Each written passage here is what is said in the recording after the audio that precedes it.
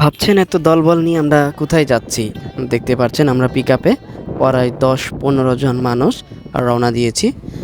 বর্তমানে আমরা রয়েছি হচ্ছে কাশপুর ব্রিজের নিচে। দেখতে পাচ্ছেন এটা হচ্ছে কাশপুর ব্রিজ। আমরা আর ২-১ মিনিটের মধ্যেই ব্রিজের উপরে উঠবো ইনশাআল্লাহ। তো বন্ধুরা আমরা রওনা দিয়েছি ভৈরবহাটের উদ্দেশ্যে। দেখতে পাচ্ছেন পুরো পিকআপ ভর্তি মানুষ। যতটা আরামে ভিডিওটা দেখছেন কিন্তু এই গাড়িতে বসে ততটা আরাম কিন্তু নয়। গাড়িটা কিন্তু ছোটোখাটো হলেও মানুষ কিন্তু অনেক বেশি বন্ধুরা। দেখতে পাচ্ছেন পুরো গাড়ি কিন্তু লোড। এখানে মনে করেন যে কোনো রকম আমরা বসে বসে যাচ্ছি। তো এক একটা পিকআপের মধ্যে প্রায় ১৫-১৬ জন মানুষ হয়ে যায়। যদিও ছোটোখাটো পিকআপ ৫-৭ জনের বেশি গেলে আরামের থেকে দুঃখটা বেশি হয়, কষ্টটা বেশি হয়। আমরা এই মুহূর্তে হচ্ছে কাশপুর ব্রিজে উঠে গিয়েছি। দেখতে পাচ্ছেন যদিও কাশপুর ব্রিজটা ইতিপূর্বে কিন্তু সিঙ্গেল ছিল, পরবর্তী সময়তে এটা ডাবল করা হয়, তাও তো ৩-৪ বছর হয়েই গেল। তো দেখতে পাচ্ছেন আমরা যাচ্ছি হচ্ছে ভৈরবহাটের উদ্দেশ্যে রওনা দিয়েছি ইনশাআল্লাহ। তো আমরা ঢুকবো হচ্ছে গাউসিয়া হয়ে ২৫০০ হয়ে তারপরে নরসিংদী পার হয়ে গিয়ে কিন্তু ভৈরবহাট। যারা চিনেন তো চিনেন, যারা গিয়েছেন তারা জানেন, আর যারা জানে তাদের জন্য একটু বলা। তো বন্ধুরা জার্নিটা মোটেও কিন্তু খুবই সহজ নয়, খুবই কষ্টকর, কারণ এতজন মানুষের মধ্যে বসাও যায় না ঠিক মতো। তো যাই হোক বন্ধুরা, ভিডিওটি স্কিপ করে গেলাম। তো আমরা চলে এসেছি বন্ধুরা ভৈরবহাটে। এই মুহূর্তে দেখতে পাচ্ছেন আমরা কিন্তু মালগুলোকে খুব সুন্দর করে সাজিয়েও ফেলেছি। ভাইয়া এই ফাঁকে মোবাইল টিপছে আর আমি ভিডিও করতে ব্যস্ত। এখানে মূলত বিকাল থেকেই হাটটা জমজমাট থাকে সন্ধ্যা পর্যন্ত। সন্ধ্যার পরেও মোটামুটি ভালো বেচা কিনা থাকে। তো আমাদের যেতে যেতে পরে ৮টা বেজে গিয়েছিল। সবসময় লেট হয়ে যায়। আমরা যে গাড়িতে যাই সেই গাড়িটা মূলত লেট করে ছাড়ে। আবার রাস্তায় মনে করেন যে জ্যাম থাকলে তো কথাই নেই। দেখতে পাচ্ছেন আমাদের মতো অনেকেই পড়ায় মালগুলো সাজিয়ে নিয়েছে।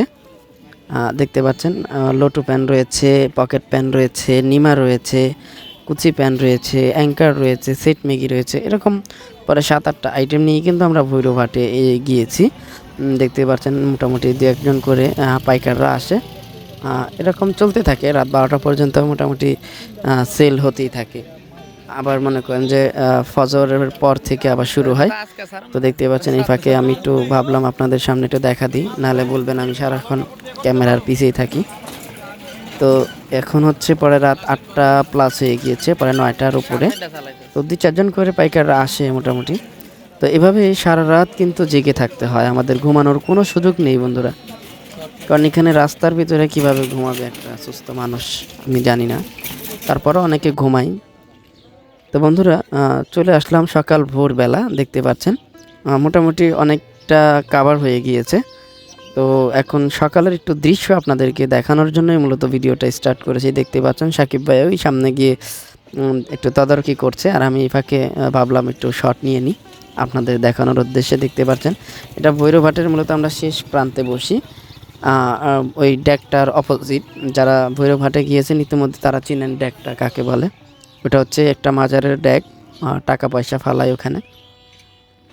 তো দেখতে পাচ্ছেন সকাল হয়ে গিয়েছে, এখন কিন্তু ফজরের পর সময়, এখনও লাইট জ্বলছে, কুয়াশা পড়ে। এখানে নদীর পাড়ে তো কুয়াশা মনে করেন থাকে, গরমের দিনেও ঠান্ডা। তো বন্ধুরা দেখতে পাচ্ছেন আলহামদুলিল্লাহ সব মাল সেল হয়ে গেছে। এখন শুধু এই লটু, কিছু লটু ছিল প্রায় ৩০-৪০ ডজন লটু। এই লটু নিয়েই এখন পর্যন্ত বসে আছি, যদিও এখন প্রায় 10টা বেজে গিয়েছে। ইতিমধ্যে অনেকেই বস্তা ভরছে, রেডি করছে, মানে বেচা কিনা 10টা পর্যন্তই মূলত মূল বেচা কিনাটা শেষ পর্যন্ত চলতে থাকে। দেখতে পাচ্ছেন অনেকেই বস্তা ভরতেছে, অনেকেই মানে গুছিয়ে ফেলছে, পাইকারও এখন মোটামুটি কমে গেছে। তো আমরাও অল্প কিছুক্ষণের মধ্যেই বস্তাটা রেডি করব, যদিও এই 30-40 ডজন মাল ফেরত নিতে হবে।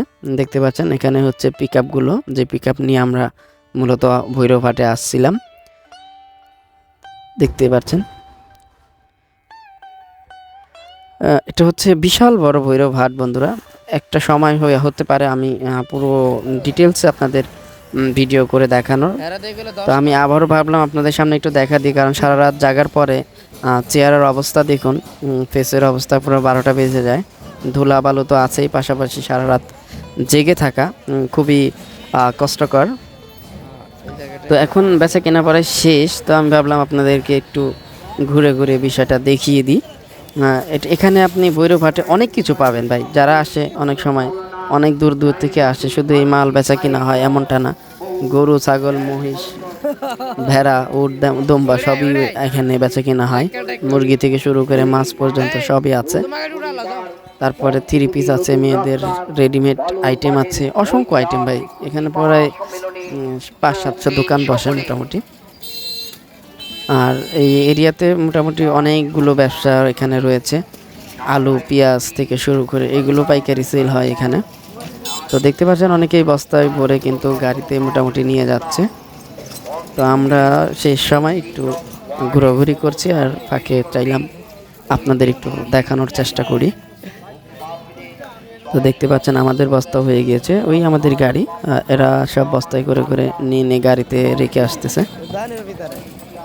কারণ 11টার মধ্যে গাড়ি ওখান থেকে ছেড়ে দেয়, সকাল 11টা। তো দেখতে পাচ্ছেন বন্ধুরা, গাড়িতে আমরা সবাই চলে আসছি। মোটামুটি 15-16 জন মানুষ একটা গাড়ি, ছোট্ট একটি পিক আপ। দেখতে পাচ্ছেন কীভাবে কষাকষি করে বসতে হয়। সবাই যে যার মতো ক্রয় বিক্রয় করেছে এখানে। এরা সবই আমাদের এলাকার, নারায়ণগঞ্জের। তো বন্ধুরা, যারা প্রতিনিয়ত আমাদের ভিডিওগুলো দেখছেন তাদেরকে অসংখ্য ধন্যবাদ। আর চ্যানেলে নতুন হলে অবশ্যই সাবস্ক্রাইব করবেন এবং প্রচুর পরিমাণ ভিডিও শেয়ার করবেন। যারা ভৈরব হাটে এসে আমাদের থেকে মাল নিতে চান তারাও কিন্তু আমাদের স্ক্রিনে থাকা ফোন নাম্বারে যোগাযোগ করতে পারেন। ইনশাআল্লাহ কী কী মাল লাগবে সেটাও জানাতে পারেন, আমরা সেই আইটেমগুলো বেশি নেওয়ার চেষ্টা করব। দেখতে পাচ্ছেন সবাই মনে করেন সারা রাত ঘুমাতে পারেনি, এরকম অবস্থা। তো বন্ধুরা, দেখতে দেখতে ভিডিওর শেষ প্রান্তে কিন্তু চলে আসছি। তো ভিডিওটি শেষ করব, ভালো লাগলে অবশ্যই আপনার মূল্যবান মতামত আমাদের কমেন্ট বক্সে জানাবেন এবং লাইক করে দিবেন। আল্লাহ হাফেজ।